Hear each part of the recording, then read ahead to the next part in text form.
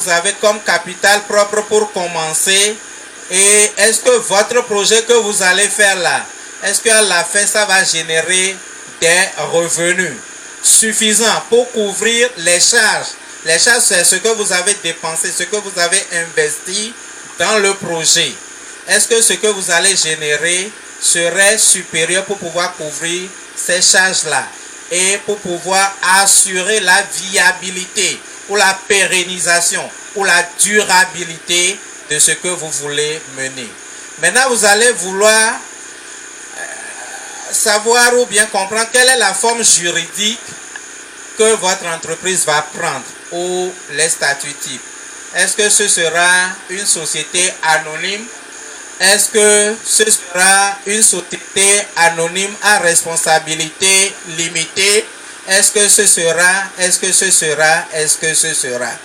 Et tout ça là, ça va vous amener à faire un petit document de 19 à 21 pages, c'est pas limité, que nous appelons le plan d'affaires, ou bien le business plan, ou bien le business model.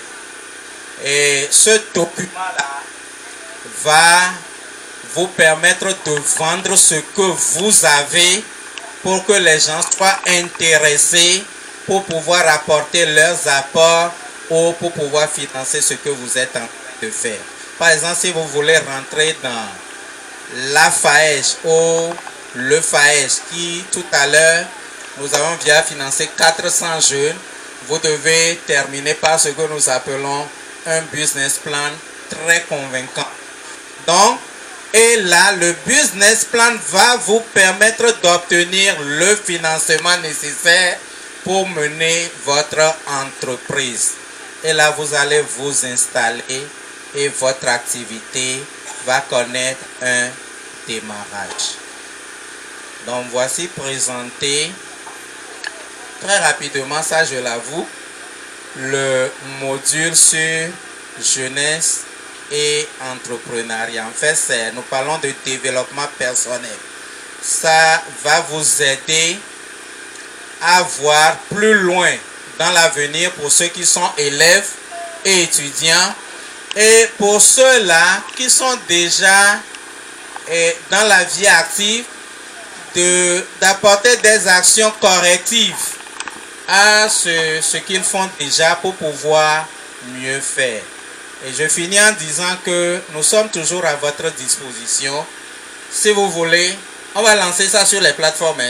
Et juste après, si vous avez des questions autres là, vous allez dans mon inbox, où il y a beaucoup de personnes ici, quand on parle d'entrepreneuriat, ils sont dans le domaine. Vous avez chef Ruben qui est là, vous avez le chef Sylvestre qui est là. Si je risque de citer tout le monde, il y a les entrepreneurs qui sont parmi nous.